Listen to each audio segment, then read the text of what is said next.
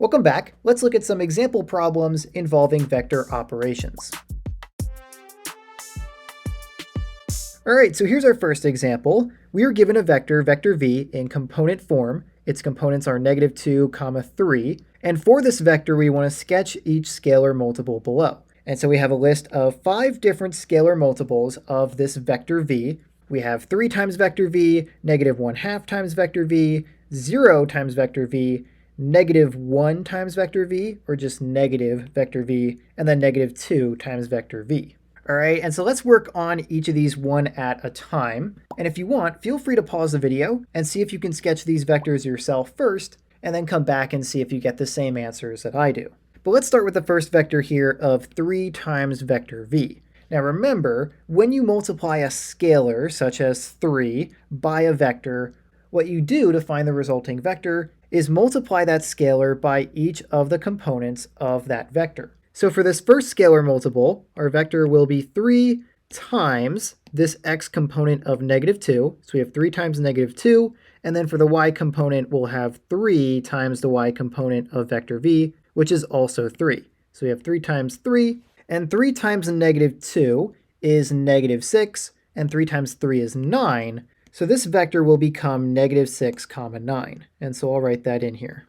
Okay, so now we can sketch this vector. This scalar multiple of vector v is the position vector of the point -6, 9. So if we go to our graph here, -6 in the x direction takes us to here, and then +9 in the y direction takes us here.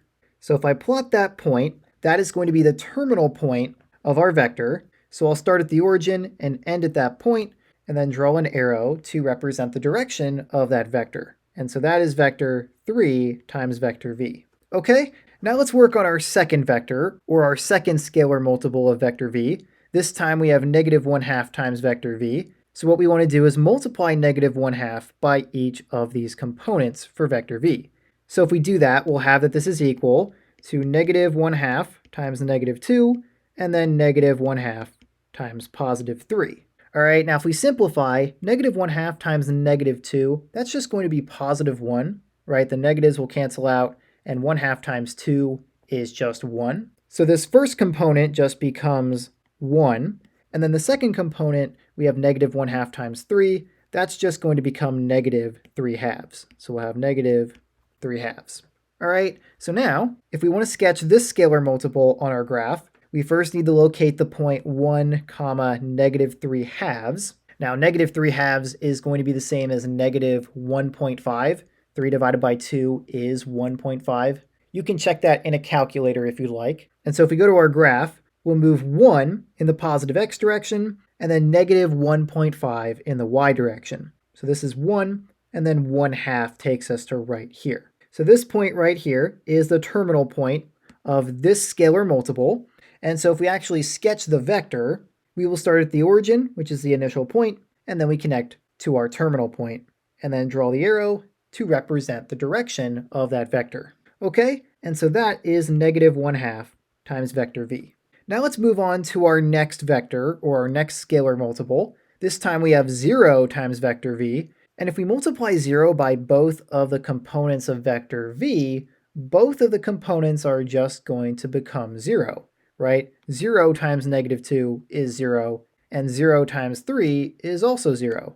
So this vector just becomes 0, 0, which is also known as the 0 vector, and the 0 vector is just a point at the origin. And so sketching this scalar multiple is going to be pretty easy. We just have to draw a point at the origin. And so I'll do that right there. Okay? And if you want, you could label that. I'm just going to write the 0 vector right there. Okay? Now let's move on to the next scalar multiple, which is the negative version of vector v, or -1 times vector v. And so if we multiply -1 by each of the components of vector v, these components are just going to be negated, or we're going to have the opposite of those components. So -2 will become +2, and +3 will become -3. So negative vector v is equal to 2, -3. The negative versions of the original components. So if we want to sketch this vector, we first need to find the point 2, -3. So if we go to our graph here, Positive 2 in the x direction takes us here, and then negative 3 in the y direction takes us here. So I'll draw that point right there, and then our vector is going to start at the origin and end at that point, and it will look like this. That will be the vector negative vector v. Okay, now we have one more vector to work with here, and that is negative 2 times vector v. This is our last scalar multiple of our vector v. And to sketch this one, we first want to multiply negative 2 by each of the components. So that will look like this. We will have negative 2 times negative 2, and then negative 2 times 3, right? We multiplied negative 2 by each of those components. Now, if we simplify, negative 2 times negative 2 will be positive 4, and negative 2 times positive 3 will be negative 6. So we'll have positive 4 here, and then negative 6 here. So we'll write positive 4, negative 6. And now to sketch this vector, we need to find a point for negative 6. So if we go to our graph here, 4 in the positive x direction will take us to 1, 2, 3, 4 right here. And then negative 6 in the y direction is 1, 2, 3, 4, 5, 6 right here. So I'll plot that point, and then to sketch our vector, we want to start at the origin and connect to that terminal point, and then draw the direction of that vector. All right, and so that is the vector negative 2 times vector v. Okay, and so now we have sketched all of these scalar multiples of vector v, and if you want, you could go ahead and also sketch vector v to compare these scalar multiples to that original vector, and I'll do that real quick. Vector v is the position vector of negative 2, 3. So negative 2, 3 takes us negative 2 in the x direction, and then positive 3 in the y direction, so this point right here. And so the vector would start at the origin, connect to that point, and it would be directed in that direction. And so that is vector v, and you can see that all of these different vectors, all of these scalar multiples of vector v, are parallel to that original vector, vector v. The only difference is the length of those vectors, or the direction of those vectors. When we multiplied by a negative scalar, the direction of the vectors was reversed from the original. Okay, and so with that, that is it for this example. Next up, we have these two vectors, vector v and vector u. Vector v is equal to 8, negative 2, and vector u is equal to 3, 9. And for those two vectors, we want to find the following. We want to find the sum of those two vectors. We want to find the difference between v and u. In other words, we're going to be subtracting vector u from vector v. And then we have these two other slightly more complicated expressions that we want to evaluate using vector u and vector v. Okay, so let's start with our first one here. Let's add the two vectors together. And to add two vectors together, what we need to do is combine their components. And so what I mean by that is what we want to do is add the x components together and the y components together. So vector v plus vector u will look like this. We will have 8 plus 3, and then we'll have negative 2 plus 9. All right, so we added the x components together, 8 plus 3, and then we added the y components together, negative 2 and 9. So now if we simplify, this will be equal to 11, 7. That is the vector that results from adding v and u. 8 plus 3 is 11, and negative 2 plus 9 is positive 7. All right, now let's work on this expression. We want to subtract vector u from vector v. And the way we can go about subtracting vector u from v is subtracting the components of u from the components of v. And so that will look like this. We will have 8 minus 3, and then we'll have negative 2 minus 9. All right, so we use the same components as before. We have 8 and 3, and then negative 2 and 9, but now we are subtracting them instead of adding them.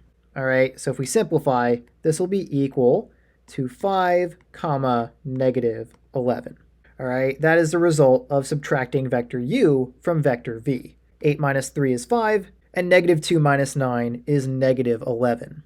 All right, now next up, we have 1/3 times vector u plus 1/2 times vector v. So now this is a little bit more complicated because now we have some scalar multiplication we need to perform first before we can add together our vectors. So let's work on this one step at a time. This will be equal to 1/3 times vector u, which is 3, 9, and we're going to be adding that to 1/2 times vector v, which is 8 comma negative 2. Now, if we go ahead and perform our scalar multiplication for both of these vectors, we're going to be multiplying 1/3 by both of these components and 1/2 by both of these components. And 1/3 times 3 is 1, and 1/3 times 9 is 3. So this will be equal to 1 comma 3 plus 1/2 times each of these components, and 1/2 times 8 is 4, and 1/2 times negative 2 is negative 1. So we'll have 4 comma negative 1. Now, to complete the addition here, we just need to add the components of these two resulting vectors.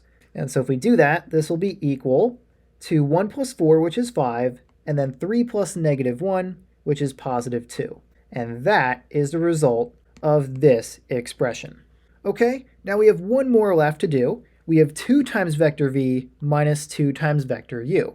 So once again, let's set this up. This is going to be equal to 2 times vector v, which is 8 comma negative 2. I'm just pulling that from right up here. That's what vector v is equal to.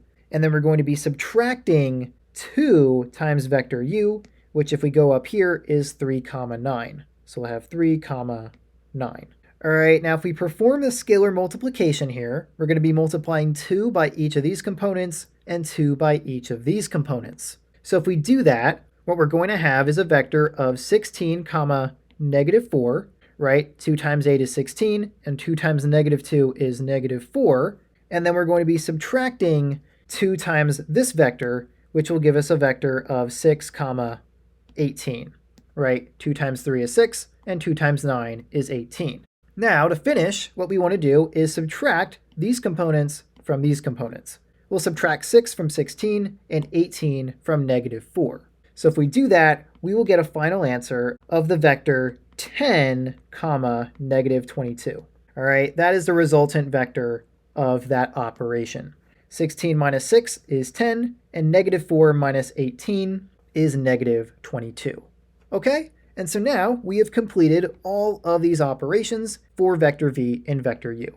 And so that is it for this example. Hey there, real quick, before we take a look at the next example, if you find my tutorial videos here at JK Math to be helpful and you want access to more content such as exclusive bonus videos and dark mode versions of my videos, I'd invite you to check out my membership site, JK Math Plus, where all of that content is available. To learn how to join and see a full list of everything you'd get access to as a member, you can head over to jkmathematics.com/plus. I'll have a link for that in the description of this video. Okay, so if you're interested in becoming a member, feel free to check that out. It's a great way to support me and the tutorials I make, as well as a great way for you to learn math better. But for now, let's get back to the video and take a look at the next example. All right, so next up, we are given two vectors, vector v and vector w. Vector v is the vector 4, 1, and vector w is the vector negative 1, comma 2. These are both position vectors, or vectors in component form. We know that because of those angled brackets, but we want to sketch the resultant vector for the following operations. We want to add our vectors together, and then we want to subtract vector w from vector v. All right, now there's a couple ways that we could go about sketching the resultant vector. We could actually perform these two operations and then just sketch the vector that we get from that, or we could take a different approach of representing these operations graphically by sketching each of our vectors. And so I'm going to show you both ways, but let's start by looking at the addition and the subtraction graphically. And so I'm going to start by drawing a coordinate plane here. That will be the y-axis, and this will be the x-axis, and I'll label them. There's the y, and there is the x, and I'm going to do the same thing over here as well. Let's draw that really quick. Here is the y, and here is the x, and I'll label them again. This is the y-axis, and then we have the x-axis. All right, but now let's start with the addition of vector v and vector w. When you want to represent the addition of two vectors graphically, what you want to do is take the first vector and graph that, and then graph the second vector, but using the terminal point of the first one as the initial point. And so let me show you what I mean. Let's start by just graphing vector v. Vector v is the position vector of the point 4, 1. And so if this is x equals 2 and this is x equals 4, that would make this 3 and this 1. And if this is y equals 1, 2, 3, and 4, then the point 4, 1 will take us to right here. All right, so that's going to be the terminal point of vector v. So vector v will look something like this. I'm just going to label that like that.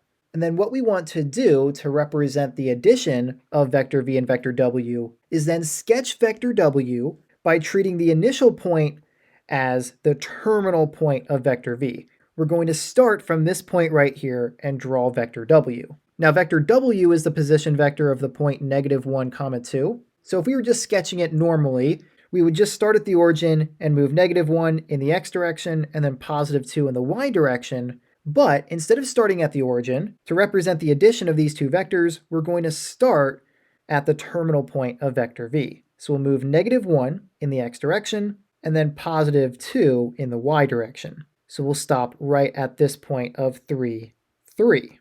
So I'll plot that point, and then vector w will look like this. That is vector w. And now we can sketch the resultant vector, because the resultant vector is the vector that starts at the origin and ends where that second vector ends. So the resultant vector will look like this. That is the vector that represents vector v plus vector w.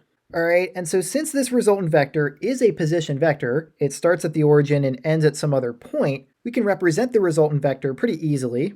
Its terminal point is the point 3, 3, and so we know that the resultant vector is 3, 3. Okay, so that's what it is, and that's what it looks like when you sketch it. But in case you weren't convinced, we could actually go ahead and add the components of our two vectors to perform this operation. This is the other way that you could go about graphing the resultant vector. You could just simply add the two vectors together and then graph the vector that you get. But in this case, I'm just going to use that as a way to check our work. And so if we add the x components and the y components, we will find that vector v plus vector w is equal to 4 plus -1, and then we'll have 1 plus +2. All right, so we added the x components, 4 and -1, and then we're adding the y components, 1 and 2. Now 4 plus -1 is +3, and 1 plus 2 is also +3, so this just becomes 3, 3, right? The resulting vector is 3, 3. And so that checks out. All right, so if you did this first, you could then go ahead and graph this resultant vector, which would be the same vector that we have right here. Okay, now let's look at the difference of v and w. Let's start by graphing this one as well. And the way we go about representing subtraction graphically using our vectors is to recognize this operation as also being addition. And here's what I mean by that. We could represent this same expression like this. Vector v minus vector w is the same as vector v plus negative vector w, right? Adding the negative components of w is the same as just subtracting the components of w. Adding a negative number is the same as just subtracting the absolute value of that number. All right, in other words, what I mean by that is 2 plus -1 is the same as 2 minus 1. 2 plus -1 is 1, 2 minus 1 is also 1. Okay, so using that knowledge, we can do the same thing we did over here. We can start by graphing vector v, and then we can graph or sketch vector -w, and then draw the resultant vector from that. And so let's start by sketching vector v. Once again, this will be x equals 1, x equals 2, x equals 3, 4, and 5. And this will be y equals 1, 2, and 3. And let's just put 4 there as well. I don't think we'll need that though. Vector v is the position vector of the point 4, 1. And so if we go to our graph, 1, 2, 3, 4, and then 1 in the y direction takes us right here. So once again, this is going to represent vector v. And then, to represent the addition of v and -w, or the subtraction of vector w from vector v, we want to then sketch negative vector w starting at the terminal point for vector v. And so what does that look like? Well, first of all, let's figure out what negative vector w is. Regular vector w is -1, 2, so the negative version of that, I'm going to write that up here. Negative vector w will be equal to +1, -2. All right, the components are just negated from the original vector. So if we were to sketch this vector using this point as our initial point, we're going to be moving 1 in the positive x direction and then -2 in the y direction. So if we start at this point, we'll move 1 in the x direction and then negative 2 in the y direction. Now I'll need to extend our y-axis here, but we do end right here at y equals negative 1. So I'm going to plot that point right there and then draw our vector. That is negative vector w. And then let me extend the y-axis here. I'm going to bring it down to here, and we'll make this negative 1. And so then our resultant vector for this operation will be the vector that starts at the origin and ends at this point right here, where the second vector ends. We use that terminal point. So the resultant vector will look like this. That is the vector that represents vector v minus vector w. Okay, and you can see from our graph that the terminal point of this vector is the point 1, 2, 3, 4, 5, and then negative 1. So we can conclude that our resultant vector is the position vector of the point 5, negative 1. Okay, but if we want to check our work to make sure that this is the resultant vector, we can go ahead and subtract the components of w from the components of v. So let's do that right here. This will be equal to 4 minus negative 1, and then we'll have 1 minus 2. All right, and just to make sure that you're following the work here, we're taking the x components from v and w and subtracting them. So we have 4 minus negative 1 right here. And then we have the y components from v and w, and we're subtracting those. And so the components are 1 and 2, so we have 1 minus 2. And now if we simplify, 4 minus negative 1 is the same as 4 plus 1, so that's equal to 5. And then 1 minus 2 is negative 1. So we find the same answer. This is equal to the vector of 5 comma negative 1. And so that checks out. 5, negative 1 is the resultant vector for this operation of vector v minus vector w. Okay?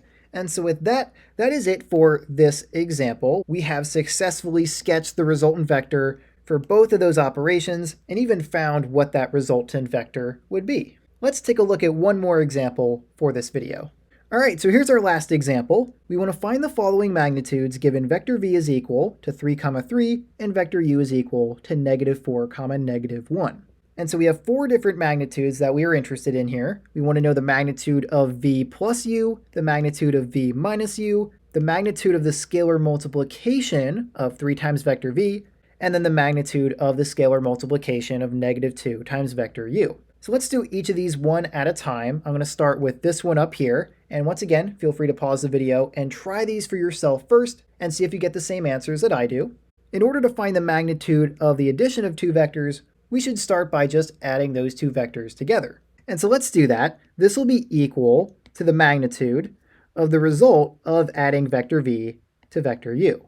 So what we're going to do is add the x components and then add the y components. So we'll have 3 plus negative 4, and then 3 plus negative 1. All right, so we took our x components, 3 and negative 4, and added them together, and then we took our y components, 3 and negative 1, and added them together. Now 3 plus negative 4 is negative 1, and 3 plus negative 1 is 2. So this is equal to the magnitude of the vector negative 1, 2. All right, now remember, in order to calculate the magnitude of a vector in component form, like this one right here, what we need to do is take the square root of the sum of the components squared. So that will look like this. This is equal to the square root of negative 1 squared plus 2 squared. All right, we took the square root of the x component squared plus the y component squared. And now if we simplify, negative 1 squared is 1, and 2 squared is 4, so this is equal to the square root of 1 plus 4, and 1 plus 4 is 5, so this is equal to the square root of 5. So the square root of 5 is the magnitude of vector v plus vector u. Okay, let's work on finding the next magnitude. This time we want to find the magnitude of vector v minus vector u, and in order to do that, we first need to subtract vector u from vector v. So let's do that. This will be equal to the magnitude of the resulting vector from subtracting vector u from vector v. So what we're going to do is subtract the components of u from the components of v. So we'll have 3 minus negative 4 and 3 minus negative 1. So let's write that out. We'll have 3 minus negative 4 and then 3 minus negative 1. Now 3 minus negative 4 Those negatives are going to cancel out, so we'll have 3 plus 4, which is 7. So this will be equal to the magnitude of a vector with an x component of 7, and then the y component will have 3 minus -1. Those negatives will cancel out, and so we'll have 3 plus 1, which is 4. So we have 7 comma 4. And so we want to know the magnitude of a vector that is the position vector of the point 7 comma 4. All right, so let's calculate the magnitude. We're going to take the square root of the sum of the components squared. So this will be equal to the square root of 7 squared plus 4 squared, which will be equal to the square root of 49 plus 16, right? 7 squared is 49, 4 squared is 16, and 49 plus 16 is 65. So this is equal to the square root of 65. And we can't simplify the square root of 65 any further. 65 doesn't have any factors that are perfect squares, so this is our final answer. The magnitude of vector v minus vector u is the square root of 65. Okay, let's work on the next magnitude.